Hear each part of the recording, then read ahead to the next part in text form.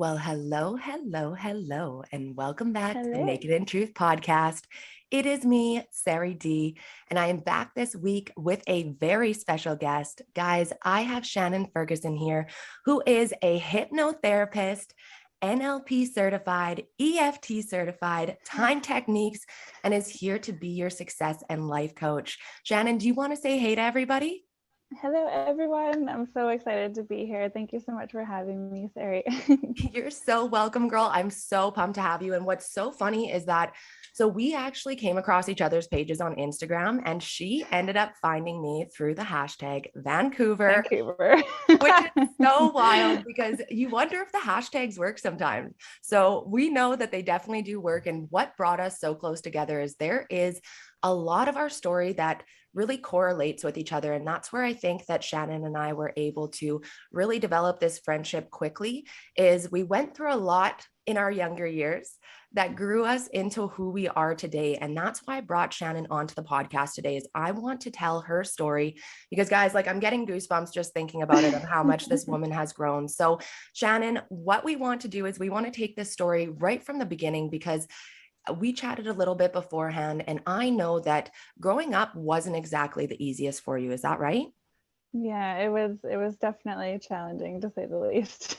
So I'd love Yeah. to know what did your childhood home life look like when it Mhm. came to, you were getting in school, making friends, maybe you had some family members around you. What did that look like? Yeah, so my home life, we moved around a fair bit. We definitely weren't very financially well off, and my parents were busy a lot working. Okay. And there was a fair bit of tension at home, and school was, I did not do well in school. I didn't apply myself. I didn't even think I was intelligent. So I Wow. just, yeah, I didn't do well. I wouldn't do my homework. I just didn't believe in myself or see any reason in really applying myself at all. Um, and yeah, my my grades weren't good, and I just Yeah. thought for my whole life, I thought I was just going to be struggling and wouldn't be successful. And I just thought back then that life was, we were Meant to put on be this hard. planet to suffer. Yeah. Yeah, and Okay. that there was that joy and happiness and success is for other people. There's no way I could ever have it. And that was what I believed from very early on. I don't know exactly where I picked it up, Well, but and I that's what I believed was going to that ask until next, really because young. that's a big belief system. Like to be young at that age, to be, like it sounds like right when you started school, you really didn't believe that you were going to amount to anybody and that life was just expected to be a struggle. And I think that sometimes subliminally, without even realizing it, when we're watching our parents struggle, and if we're not seeing Mhm. happiness and it's just always this constant tension or stress, or there's not enough money, it creates this fear that this is what life looks like, right? And that it's Mhm. only going to be hard. So now, when it comes, like, I know myself, like, not believing in myself, not loving myself the way that I should have as a kid, it made me reach for love in the wrong ways. And I think that you were a lot the same as I was in those young preteen years when it came to running away, looking for guys' love. And I want to know when that story really started for you and what it looked like. Yeah, so I'm in about grade 9, and I became really close friends with a girl who was kind of going down a little bit of a sideways path. And Mhm. I grew up super like religious, and I was a good girl. And well, according to my parents, I thought I needed to be. And I was like, wow, whatever she's doing seems really interesting. And I Totally. ended up starting to skip school with her because I was like, what's the point in even going to class? I Yeah. ended up like failing gym class because I was just never there. Wow. And yeah, she was skipping school, drinking, doing drugs, and at 14, I had my first drink, and I went from in that moment being super socially awkward and shy to laughing and feeling uninhibited for the first time in my life. Mm. And it was so quick that I was wanting to do anything I could to get more, and which meant hanging around the same people on Yeah. and on. And yeah, it just went down a really So slippery slope really fast. alcohol really gave you the confidence and assurance that you were the person that you needed to be, because without it, you were confused, you felt like life sucked. I But didn't know what to now, say to people. I yeah, was so quiet and shy, and now I can't shut up most of the time, but that's good. We love that aspect of you now. right. So Yeah. when you're looking at those teen years, like, did your parents know that you were out doing these things? Were you having to hide them from them? What did that look like? Yeah, so they knew because the first time I went out and drank, I skipped school and I didn't come home till the next day. Oh my gosh. And my parents, I was asked all the questions and Yeah. I let them know what I had done, and clearly they weren't happy with me. Yeah. And I mean, understandably, and they were concerned, right? And they cared about me. They wanted the best for me. They did the best they could with what they knew. But I was just, yeah, I was just doing whatever I could to not feel shy Yeah. and escape, be able to escape my mind and my life. Well, and Kind of. anybody who does have preteens right now, that is such a tough age. And I swear to God, I still haven't had kids just for that fact, because I'm like, Right. I don't know if I can handle 2.0 and I Sarah, get right? yeah. Yeah, so my mom said, she's like, you're gonna have your karma, you're gonna have a kid that's like just like you or something. She said something like that. I was like, okay, never. Yeah, it's not I happening vow then, to right? never. I Well, don't know how they dealt with me, but they did the best they could, and I appreciate it. So. and that's the thing, is that they were showing their love. And in that moment, when you came home and you told them the truth, they still showed their love to you. And like you said, they were concerned, but it wasn't enough to hold you together, because you were feeling so shitty inside. So Mm-hmm. even so, after that conversation, where did you keep going after that? I just, yeah, I kept skipping school. Honestly, I didn't stop, and it was actually a short time after that that I did end up in foster care, just due to some family stuff. Again, they did the best they could with what they knew, but Of and they course. were just repeating generational patterns, right? So Yep. I ended up getting taken out of the home for a while, and actually about a month after I first started drinking, and I was like, okay, sweet, I have no parents to even like worry about me or tell me what to do. And I just, yeah, I barely even went to school after that, and I just kept hanging out with much older men and who would give me alcohol. So So what did foster care look like for you? Were you in a home with another set of parents? Like, were you just in a group home? yeah, What did that look like? so I was at first taken into a home with a bunch of other kids my age. Okay.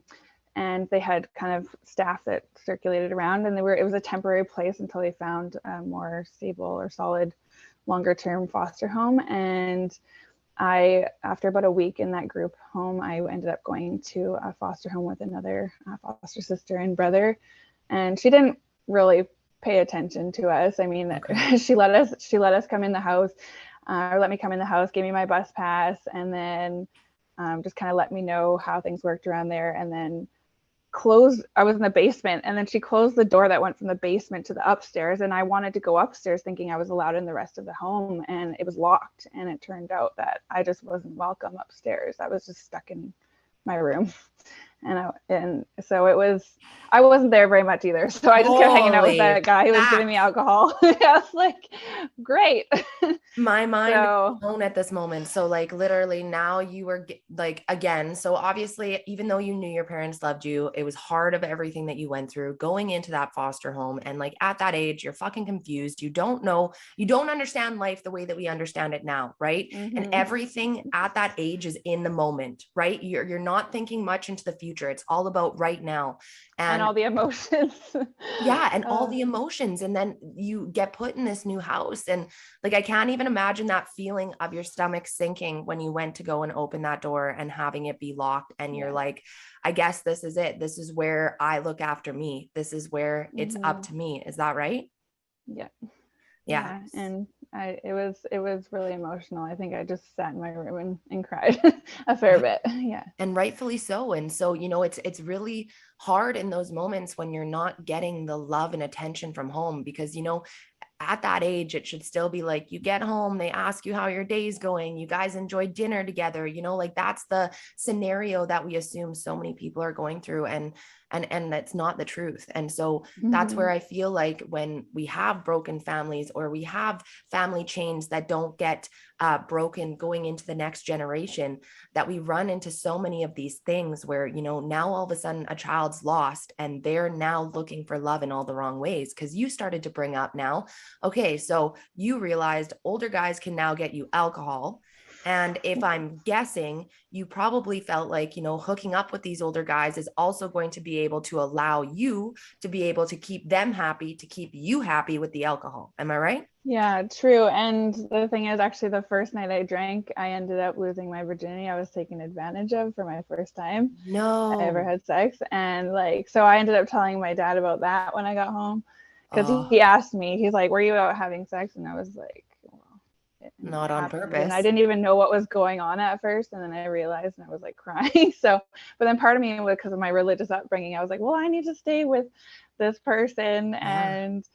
And yeah, I just kept hanging out with him, and he kept getting me alcohol every time, and he knew I would just keep doing what he wanted if I kept getting alcohol. So it just, I was addicted to, To I was that. addicted to it really Absolutely. fast. Yeah. So when Yeah. And I felt like it was my job to make him happy, because Mhm. he was buying alcohol for me. Looking Like I after owed you, him.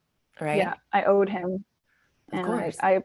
well, yeah, I was just, I didn't enjoy it. I was really uncomfortable in my skin. And yeah, that was I not think fun. that, you know, I think it can happen to men as well, but obviously women very much so, where we feel this need of fulfillment that we need to give to men. And Mm-hmm. it's like we almost forget that it's supposed to be a partnership, that it's supposed to be even, that it's supposed to be mutual, that it's, you know, all of these things where, you know, you just give 100% of yourself to this person in all the wrong ways and lose so much of yourself along the way. And I Mm-hmm. know that because I was that person too. And so Yeah. how long were you in foster care for, and what did this story continue on like? So I was in foster care for, I would say around, I'm thinking like 6 to 9 months. I can't even remember now. I was Yeah. drinking so much back then, but my family had some counseling while I was in there. So I did end up going back home after a Right. while. I mean, there was still some tension at home, but there wasn't the more physical Yeah, altercations that had been happening. for sure. But yeah, it was just, I eventually, when I was 15, actually, I was 15, and then I ended up getting talked into trying ecstasy for the first time. And then I was taken advantage of that night as well, and ended up in the hospital. I had psychosis, and it was My years girl. it was just, it's a little bit of a blur. I'm trying to remember the sequence of everything Of course. happening, but it was just, I did not want to be present at that time in my life, and I wasn't as much as possible. It was just like And I think I that wanted that's, to escape myself. yeah, and that's what suppresses the memories as well, is not wanting to relive it and not wanting to be there. And when you're at such a Yeah. destructive point in your life, it's really easy for those memories to be clouded. So like no judgment Mm-hmm. there whatsoever. And I just want to stop and say, you know, I'm genuinely so sorry that you had to go through everything that you did. And, you know, I know it's a happy ending and we're gonna get to It that point, but you know, is. the biggest thing is that nobody should have to go through these things to become strong. Do Mm-hmm. they make you strong? Absolutely. But nobody should have to go through these things. And that's where, you know, when I apologize to the clients that I have on that are telling their story, and they're like, don't feel sorry for me. It's where I am now. And it's like, no, I don't feel sorry for you, but genuinely you shouldn't have had to build your strength like that. Mm-hmm. You know what I mean? And so that's what Totally. I'm always saying when I'm saying those things. So now that we're starting to get into 16, 17, like, did you start driving? Did that give you freedom, more freedom, or where were you in those couple of years coming up to graduation? Yeah, so I actually I didn't end up getting my license because for so many of those years I was like, well, what's the point? I'm just drunk all the time, Well, and I there's can't no drive point. And I anyways. didn't have the money. I couldn't even keep a job, because any Yeah. job I'd have, I'd get fired from. I'd be showing up hungover or drinking on the job, Job. Yeah. doing drugs on the job. Yeah. Been there too. um, yeah, so it was an interesting time of life.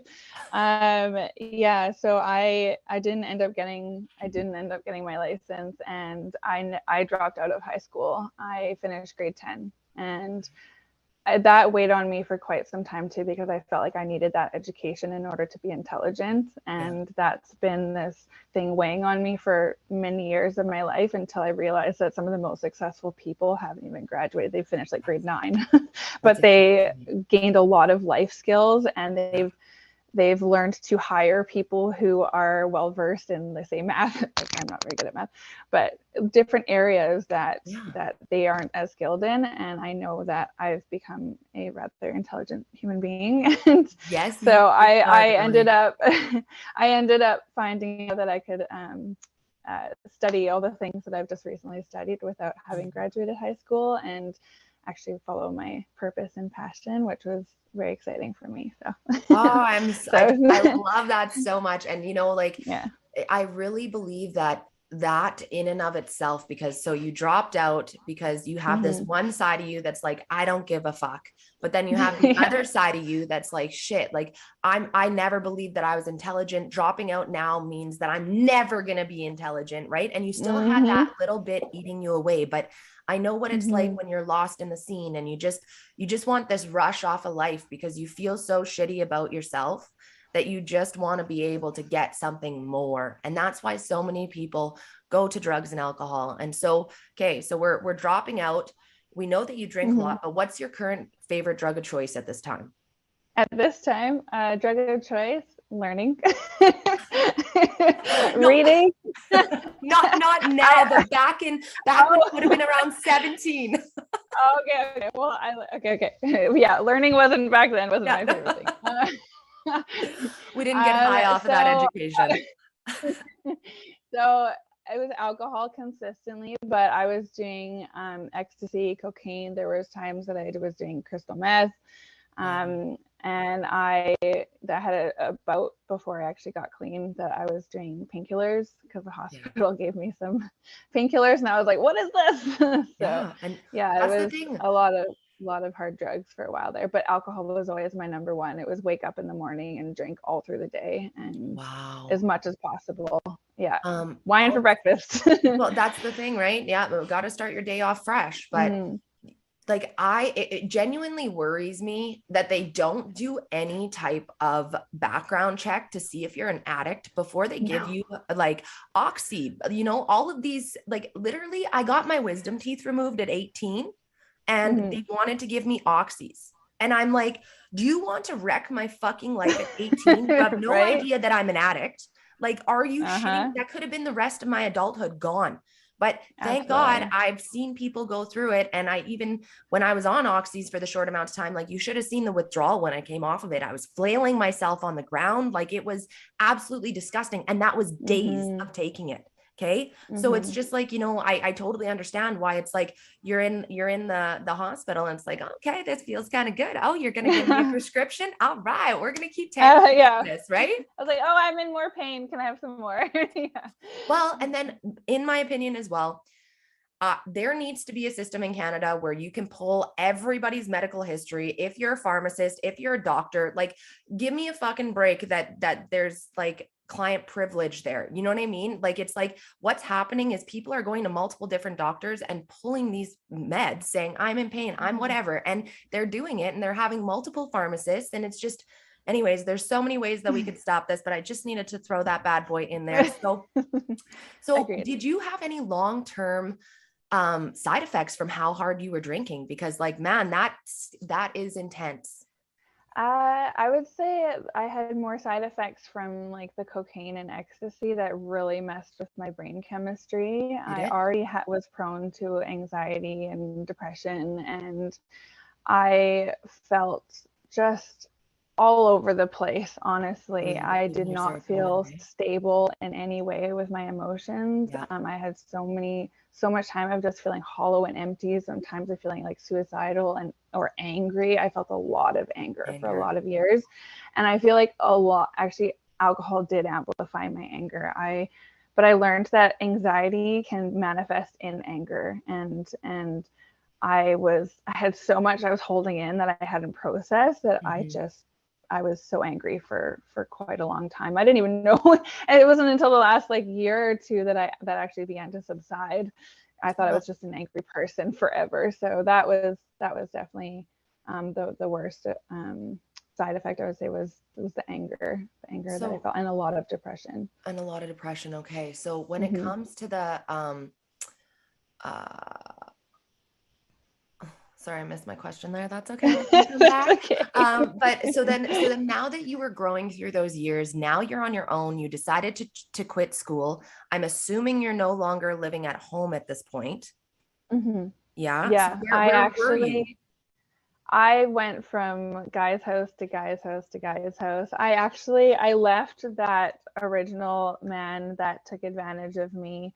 Amen. After, I would say, when I was like 15 and I was still in foster care. My mom actually, we ran into him and she saw his license plate and found out he was actually like 38 when he told me he was 25. So my mom gave his license plate to the social worker. I was like 14 when I lost my virginity. Oh my God. And yeah, so I ended up leaving him for a time, and then it was like I was just meeting all sorts of different guys through that friend who were in their 20s and 30s, and I'd move in with one, then I'd move in with another, then I'd hang out with somebody else and meet somebody else. I was just moving around all the time and hanging around different men who treated me like garbage just so that they would give me alcohol. So I think I left home around like 16 or so, 17, and then just was jumping all over the place with different guys. And then for a while I ended up going back to that guy, that original one, when I was 18. He had convinced me, he changed, and I was like, okay, well, he's the original one I was with, so I should be with him. And then it became violent. Then it was like violence, and I was stuck living with him until I was about 19. So 18 to 19 I was living. So he pretty much owned you in that year. Oh yeah, he had me convinced that I would be killed if I left, that he had like a swarm of ex-girlfriends that were willing to come after me if I dared leave, and he was so abusive with me, and I ended up being willing to risk being killed. I ended up packing my bags and leaving. When he was at work one day, I just got the fuck out, and it turned out he was bluffing. But back then I was so brainwashed that I didn't realize that he was so full of shit. Man, nobody can make a good decision when they're scared. The best way to control somebody is to make them fearful, and they will never know what to do. But all I can say is, in that moment, you obviously told yourself that nothing can be fucking worse than going through this.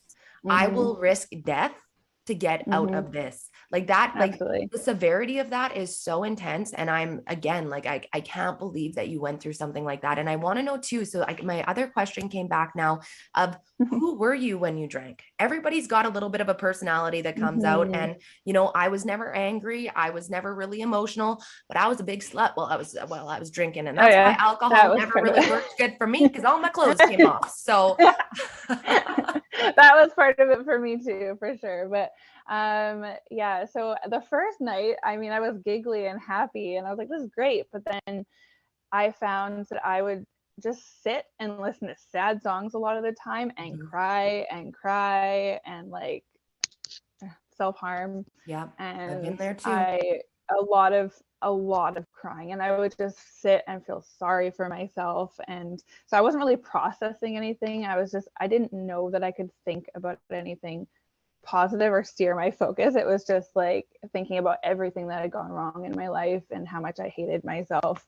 And that had and then bouts of anger too. God forbid a guy that I was with who was probably also a very angry person. A lot of them were. If they get angry, or like I'd get angry first, and there was a lot of fighting, a lot of breaking things, kicking in doors. It was people like, I can't imagine you mad. I'm like, oh, you have no idea how we That's exactly it. Well, you know, like, but at the same time too, when you can't process those emotions, and I think it's the same for me as well, that it's like, as soon as I would drink by myself, it was just destruction. absolute destruction. And, you know, I want to speak to anybody who might be struggling with drinking by themselves right now. And I want you to know that you do deserve a better life and you are loved. And there is a way to come out of this on top. And that's why you got to keep listening to this podcast and hear the end of this killer story, because, like, man, this woman has been quite literally through hell and back. Like hell and back. And here she is, where people are like, do you even get angry? Like, look at this girl. You know what I mean? Like, she's absolutely glowing from ear to ear. But that wouldn't have happened if she didn't allow herself to go through what she did, forgive herself, get the time for healing, and then believe in herself to push herself in the direction that she always knew that she could, so that her actions actually aligned with who she is as a person. Right. And that's what the big change really came from. So now she's on her own. She's going from guy to guy. And I want to know now, it's like, you got to feed yourself. Like, don't you need new clothes? Like, how the fuck did you pay for anything? So for a while, I was relying on the guys I was with, or I'd have different jobs for a short amount of time and end up getting fired because I would show up drunk or hungover or whatever. But when I was 19 and I couldn't keep a job, I kept getting fired. So I ended up being influenced by the friend that I had just to begin escorting at 19. Wow. And I was still drinking. And the first time I did it, it was a quick way to make money. Although I had already been through years of detaching from my body in order to do what men wanted me to do. But this was like another level because I didn't know these people. Yeah. And, but I needed the money and I couldn't keep a job. And I just kept doing that for a while. I did that from choice. Yeah. I did that for, I think, 9 months for a time. And then I feel like I took a little break and then I started again. And then right before I got sober. Do you know why you took it the first time? I'm trying to remember. I feel like I might have gotten a job, but I think I got a job at a bar. I got a job at a bar, although I was still drinking. And you're like, this will work out well. Yeah. So I'm like making money and drinking is accepted. So and water down their bottles, they'll never know. Yeah. Yeah. But while I was there though, I did, there was a group of guys that came in and they ended up convincing me to go to a hotel party with them and escort myself again. And it was just me and a bunch of them. And this was a couple weeks before I ended up getting sober, because I felt like I was landing myself in some dangerous and scary places with these guys. They treated me so poorly when I was there, and I was sick because of they gave me like drugs and alcohol, and they just treated me so poorly. And I felt that a couple weeks before I decided to get sober, I felt that it was coming to an end, like something had to give, something needed to change. And so how old are you at this point? I was 21. Okay. I was 21. So, and sorry if there's little snippets here or there that are like fragmented, but I know there was a time that I lived with my parents again, and they told me, because I was out one night and I was drinking and doing a lot of drugs, and I thought I was actually going to die. And like just before then, my parents had told me that I needed to like move out. I needed to kind of create my own life for myself, but I was not able to provide for myself more than just like the alcohol and basic necessities. They wanted me to like move on and be an adult. And I realized that I wasn't going to have the life that I was meant to have or achieve any kind of improvement if I kept going on the way I was. Wow. And yeah, it was that last night that I had done a concoction of different things, and I thought I was going to die, and I prayed to God that I was going to make it through that night. My girl. Because I looked in my eyes and I could see that it was, you see in the movies, you hear people say, it's like, I saw the look in my eyes and I woke up, but that's what happened to me. I saw the hollow look in my eyes. Yeah. And I was like, what the fuck am I doing to myself? Like, Yeah. what is this life? And yeah, I pray that if I made it through that night, that I was gonna change. It's just something came to me. I was like, I am not gonna have the life I'm meant to have if I keep going this way. It was like a message. I don't even know if it was from me or where it came from, but it woke me up, and I ended up reaching out to a friend, a girl that I know that ended up getting sober that I used to use with, and I got into rehab shortly after that.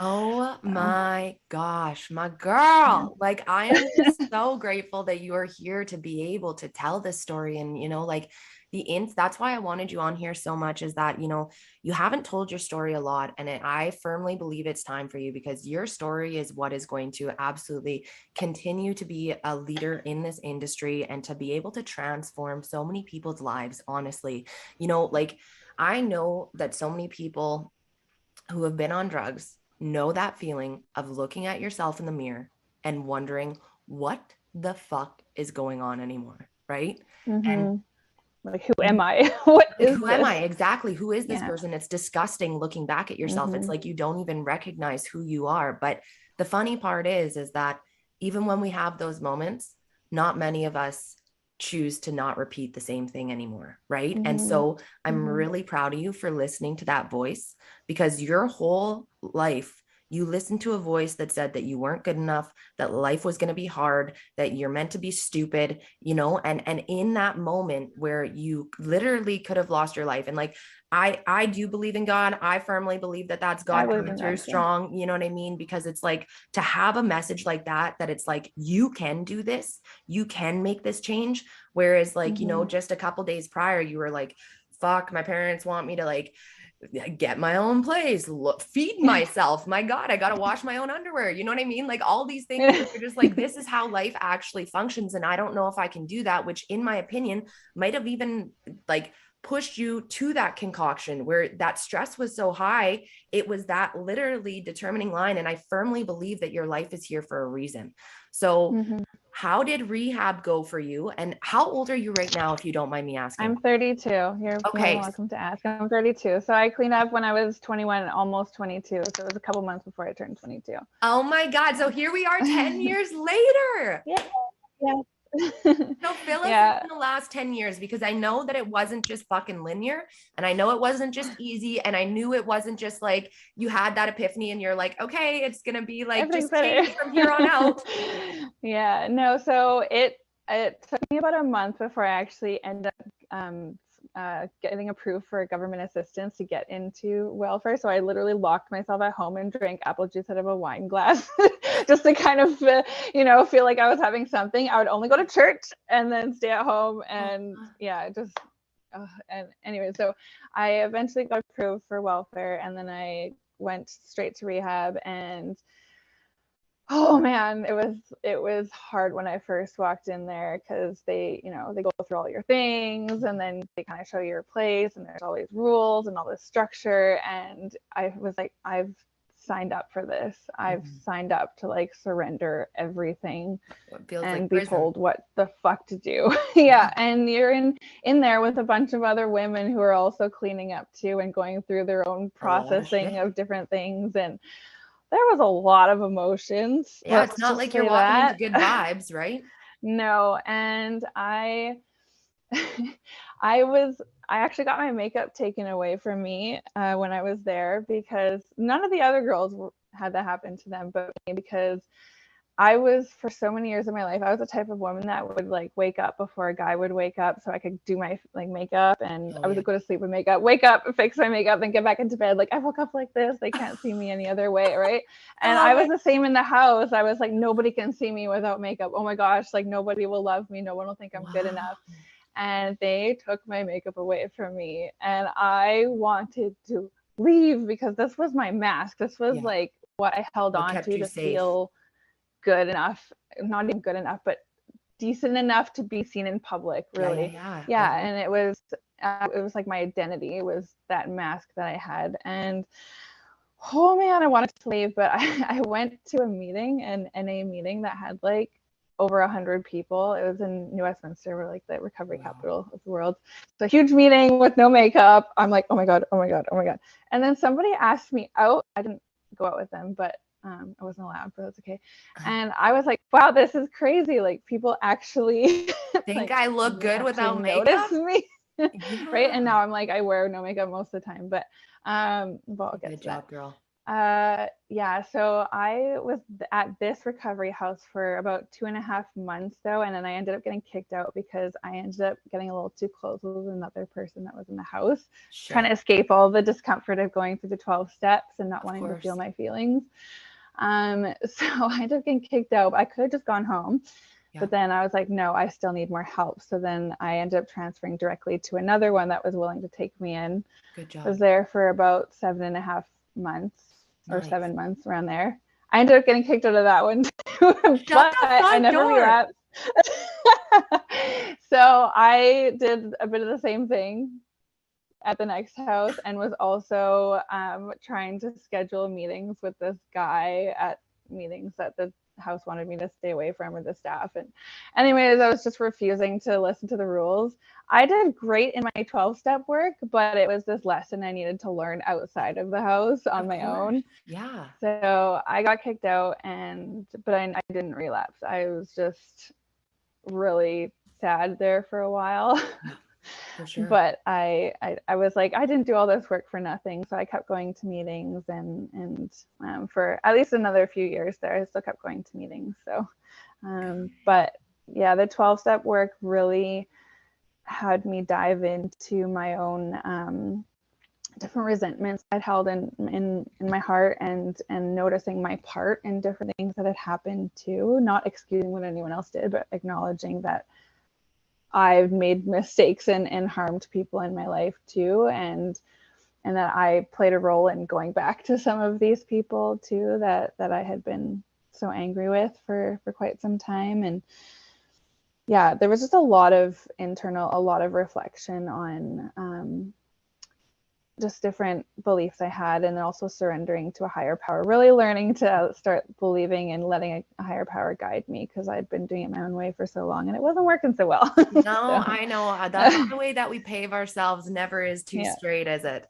So what I'm wondering then is that, so when it comes to you finding, because throughout what you learned in rehab was that you were still struggling with that self-love, because you were still trying to build those relationships in other ways. Like you said, you went back to a couple of the older people that you maybe shouldn't have. So where was the defining moment where you're like, this is it, I make my boundaries, and this is me choosing me and to love me? Like, where did that self-love journey, because you did bits and pieces along the way, but where was that big transformation? Yeah, so that was actually within the last couple of years. So because between rehab and a couple of years ago, like I was still hanging around men that weren't good for me, even though I wasn't drinking and doing drugs. I had like gambling addiction, shopping addiction, like all sorts of things. And addiction runs in so many more ways. Oh my gosh. Yeah, you like close the door on one, but it'll keep manifesting in other areas. And it was like over exercise and obsession with like numbers for a while. And holy hell, it was just like a prison being inside my mind, in my body for so long. But it was a couple years ago, actually. I'd met guys who were good and kind before, although I didn't feel worthy of them, and I would do anything I could to kind of push them away, make them see that I was too much for them, and that they were just gonna figure it out eventually. So let me just show them how crazy I am, and that I'm unstable. Let me push them away, even though I want to be with somebody kind and good. It's almost like a safety and security tactic, right? Yeah, absolutely. It was like, I want better, but I can't accept better, because they're gonna find out that I'm not the potential that they think, or I'm not the woman that they believe I am. I didn't see myself as a good person worthy of love. A couple of years ago, I left another really toxic, abusive relationship with, it wasn't physically abusive, but it was abusive in ways that are a little more subtle.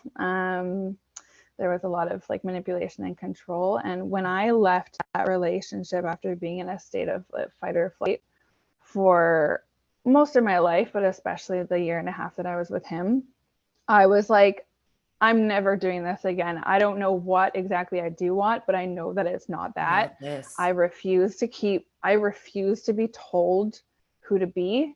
Yeah. I refuse to be scared anymore, to let somebody have that much power over me that I feel like I've turned into like a mute, or that I can't express myself, that I'm not safe. Yeah. So leaving him, in a way, even though it took me 4 tries to finally leave, I started to, I don't want to say appreciate myself more, but I started to maybe like myself a little more. Like something in me was like, okay, you're starting to be better to yourself. You could see your worth coming no through. More. It's like, no, I deserve this, right? Instead of jumping to the old mindset habits of destruction. Yeah, absolutely. And there was a short time there where I hung out with a couple different guys on like once for each of them. And then I was just like, oh, I can't do this anymore. Like something in me was like, I'm done with giving myself to people that I don't feel good with. My body was like, no more. No more. Yeah, there was like a time I even hung out with a couple people where I didn't do anything because something in me was just like, no. Yeah, absolutely. So it was just, finally I started to like absolutely have enough, and like everything in every level of me was just repelled by that way of living anymore. Yeah. And I met Steven, who I've been with now for over 2 years. He and I met on a dating app originally, and we were gonna just hang out, and I don't know, but I really enjoyed his company. He enjoyed mine, I enjoyed his, and he has such a calming energy.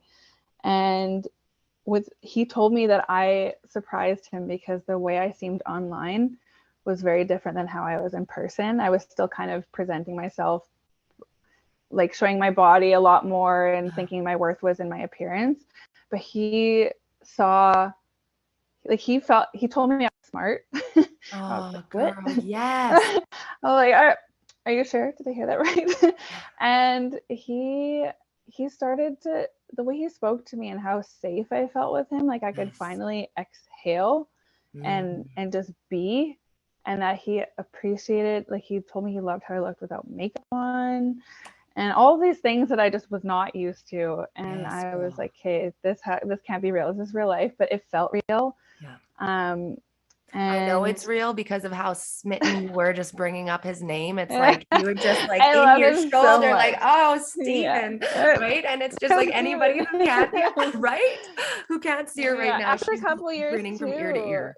Really? Like, yeah. Well, the thing is, every other relationship I had, there was a whole bunch of breakups and get back together, break up, back together. I used to say I lived for the honeymoon phase. Like, I couldn't envision ever having a consistent and healthy relationship and growing and learning and evolving together. Totally. But because it's evolving together.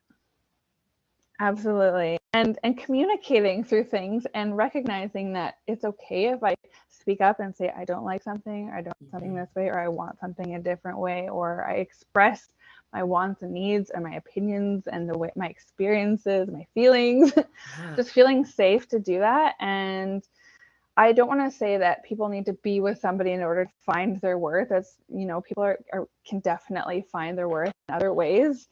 Absolutely. But for me, I started to find my worth before I met him, but being with him, he saw in me what I didn't see in myself. And when he told me I was smart, for some reason that like flipped a switch on me. And you're like, I am smart. Man, your whole life you've had people talk down to you. You know what I mean? Tell you what you're not capable of. They've controlled you in ways where you weren't able to be like yourself. And then you felt like the only thing that you could control was like putting on your makeup. And so, you know what I mean? Like, I'm so proud of you for realizing that, no, these changes came before Steven, but if you wouldn't have made those changes, you would have just pushed him away like every other good guy that you came across before then. And I'm just proud of you, because hearing somebody say something to you is one thing, but actually believing it is another. So like I could tell you that you're smart and you could be like, oh, fuck, whatever. Yeah, I'm still stupid. Right. But instead you're like, it's the way that he said it. It was probably the way that he was looking at your eye. Like he was so genuine in the way that you knew that this wasn't just smoke up your ass. You know what I mean? Yeah. And his energy was such a contrast from what I was used to. And I was in a place where I wanted and was willing and open to accept better. And I think that it's not that you were finding your worth in him. What I think it is it's important to be surrounded by good people, period. That's all that it is that you need to make sure that you have people around you that listen to you, that believe in you, you know, that speak positive things in your life. Like when I have friends that speak something over me, I am like, thank you so much for speaking that over my life. You have no idea how much power that has. Like that creates momentum in this world, and people don't realize how powerful that is. And so I just wanted to reiterate as to why I know that you didn't find your worth in him, and that, you know, it really is just important for you to have people around you that love you for you and believe in you. So now you have been up to amazing things over the last couple of years. Like she decided to take 3 months off this winter and go to Thailand. And then you're working on all of these certifications, bringing together the full picture of how you can help other people. And that's how I want to close off this podcast is what are you getting up to right now? How can you help other people? And did your story align this as a career for you? Absolutely. Yeah. So I always knew that I wanted to help people, but I didn't know exactly what way until I had experienced hypnotherapy. And then shortly after, like I experienced such a transformation with hypnotherapy, and shortly after a program was just like came into my life. So I'll just kind of go into a little bit of like the last year. So I started seeing a chiropractor for a lot of pain that I was in. Yeah. And he was assigning me different stretches to do that were not so fun. It was like 30 seconds here, 30 seconds there, blah, blah, blah. It wasn't really like, it didn't feel fun or good or or calming really.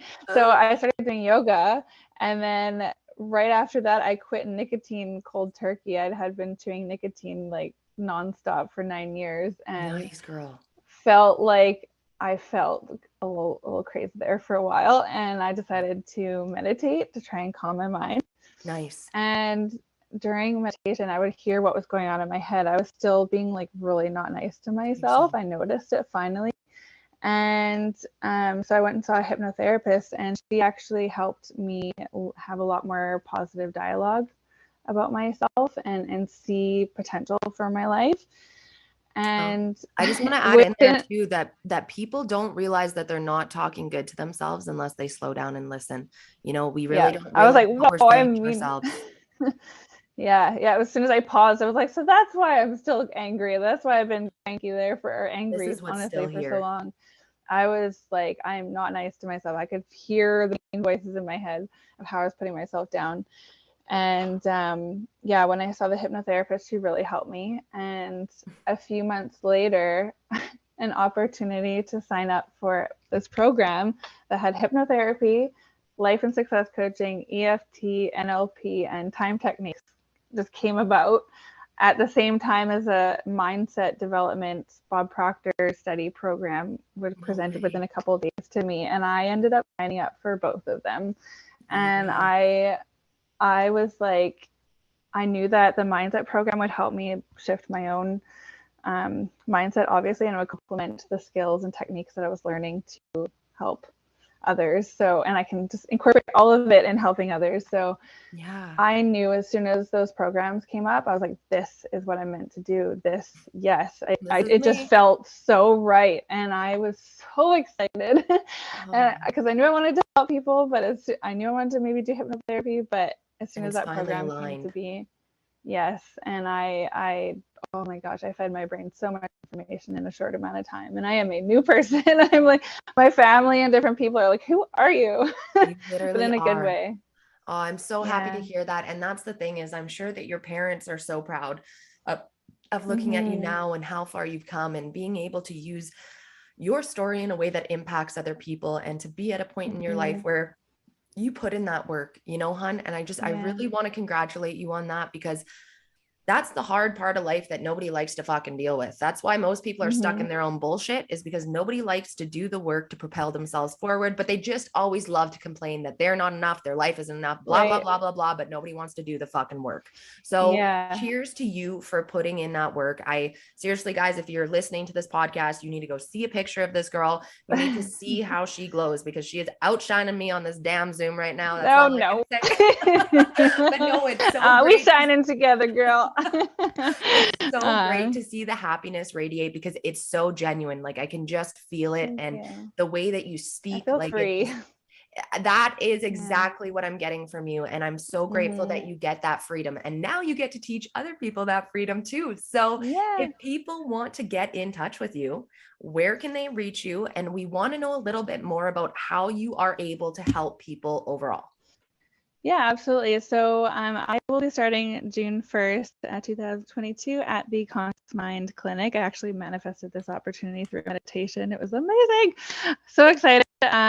So I'll be like coaching and offering hypnotherapy and using different techniques that I've learned to help people shift their mindset and step into the identity of the person that can have, or that will have, the things that they desire and believe that they can, because I so firmly believe that if I can change as much as I have and go from not believing in myself, completely disliking myself, to thinking that my potential is unlimited as is anyone else's, I so know its purpose to help others believe in themselves, and that is what I want to help others do. So I'll be at Conscious Mind Clinic, and you can check out the website, and my Instagram page is Sincere Love Foundation Coaching. I'll be creating a foundation in the near future. And I just want to help people change their lives, because if I can do it, I believe anyone can.